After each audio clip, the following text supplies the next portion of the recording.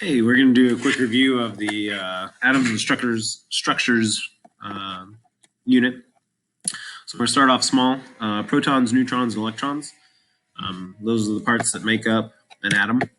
And so here is a representation or model of an atom.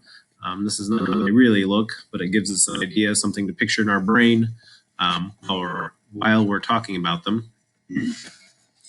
First, we're going to talk about their charges. Protons have a positive charge.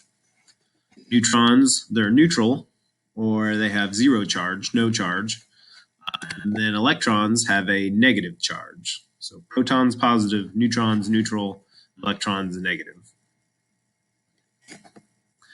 Their location, the protons are in the nucleus and the neutrons are in the nucleus. Okay? So protons and neutrons are both in the nucleus. Electrons are orbiting, which means going around, like the Earth orbits the sun. So the electrons orbit around the nucleus. In real life, they're not perfect circles. They go in all kinds of different orientations. So protons, they have positive charge. They're in the nucleus. They identify the type of element. So that's what we use to kind of name them. So the number of protons is the atomic number. And so each element on the periodic table has a unique atomic number. Protons are also used to calculate the atomic mass, because the atomic mass is protons plus neutrons. And so, but protons just by themselves are the atomic number.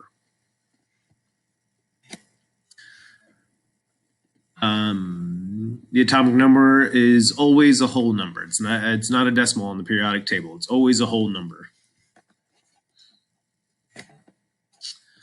So if you look at oxygen here, this right here is a whole number.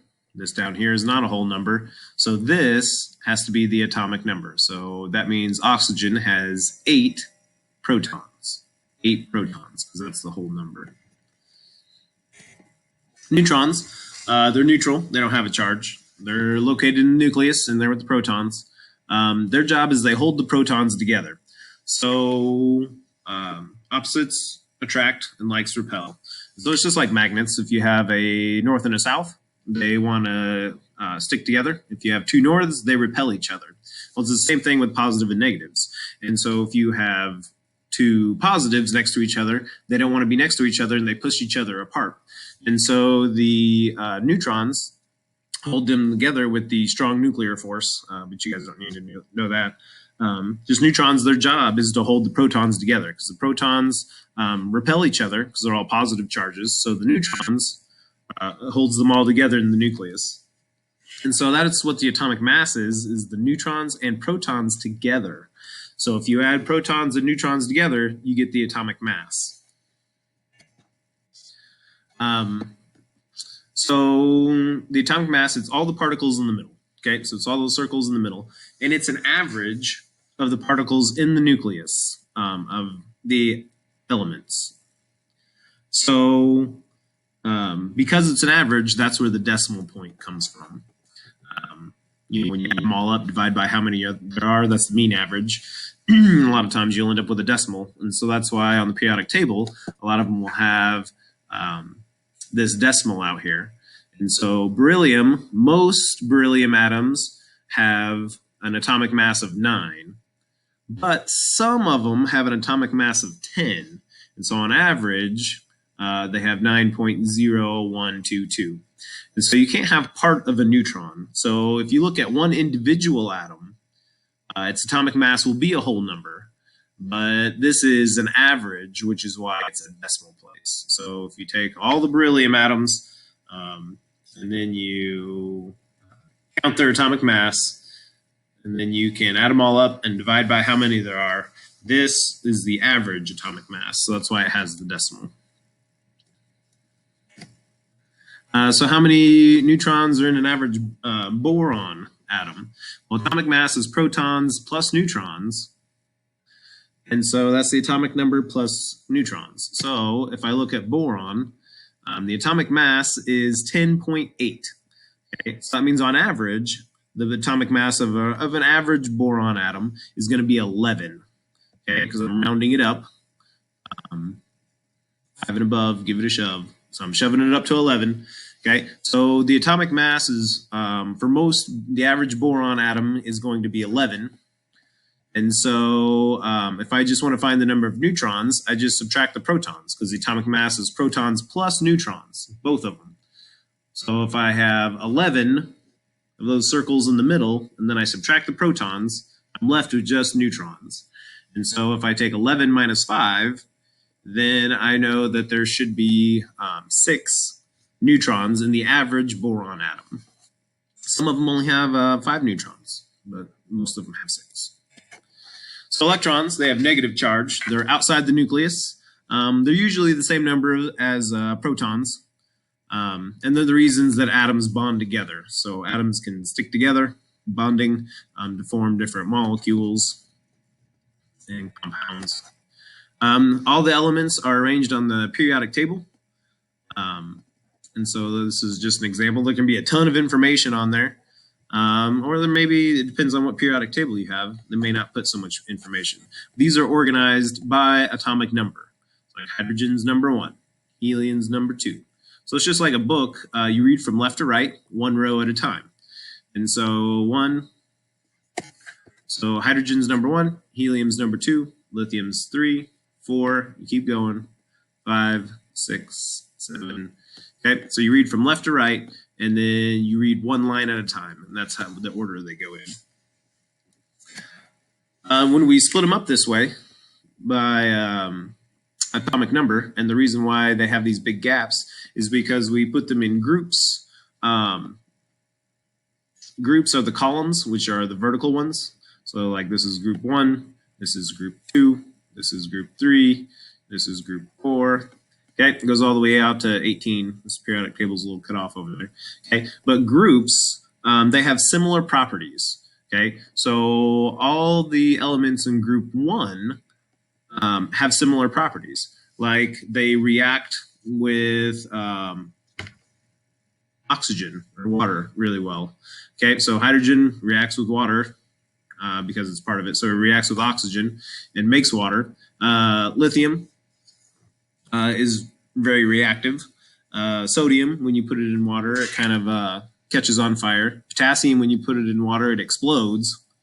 Okay, and so on down. So if like you have cesium and you put it on water, then you'll have a really big explosion. Okay, so it gets more powerful as you go down.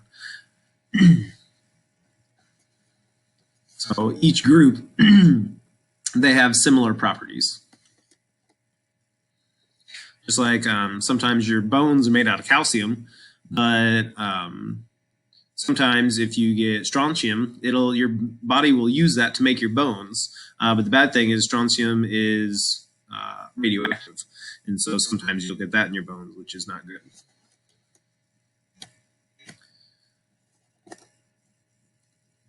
Periods go side to side, and so this is period 1. So period 1 just has hydrogen and helium. Period 2 is all the way across. So you have to jump this gap. This is still period 2 over here. Okay, this is period 3, still jumping the gap. Period 4. So periods go side to side. Groups go up and down. Okay, these are molecules. That's when 2 or more atoms are bonded together. Here's some models that we use to look at. And so like in these are called ball and stick models. So the balls are the atoms, the sticks are the bonds. And so right here you can see this is a double bond because it has 2 sticks. So that means it has 2 bonds. Remember, bonds are interactions with the electrons. And so here's another model. It doesn't have the sticks. So the spheres are still the atoms and just kind of where they're placed close to each other. And that's the bonds. So like this is a water molecule and it has 2 bonds, 3 atoms. So this is a molecule of water. It is made of 3 atoms. So it has 2 hydrogen, 1, 2, and it has 1 oxygen. So the oxygen is the big one in the middle. Now it's made of 2 elements, only 2 elements, because see it's made of hydrogen and oxygen. So those are elements, but it has 3 atoms total. So that's how you count those. These are extended structures, so they're a repeating pattern that happens over and over again, and so they usually get pretty large.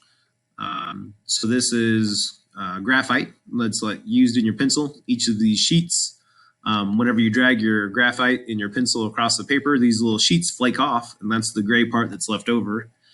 This is a salt crystal. So if you ever looked at a little hunk of salt up close, kind of little boxy shapes. And so those are extended structures. A lot of crystals are extended structures. And then when you have multiple molecules together, you can have pure substance versus mixtures. So over here on the left in the purple square, those are pure substances. It's all water. There's nothing else in there. Right? It's just all water molecules. But the one over here with the orange box, this is a mixture. So this is water plus carbon dioxide. So maybe this is like soda water. It's carbonated water. There's no sugar or flavors in there, but it's just water and carbon dioxide. So this is a mixture. It has two different things together in it. So this is a mixture because it has water and carbon dioxide. This is a pure substance because it only has water in it. And that's the end.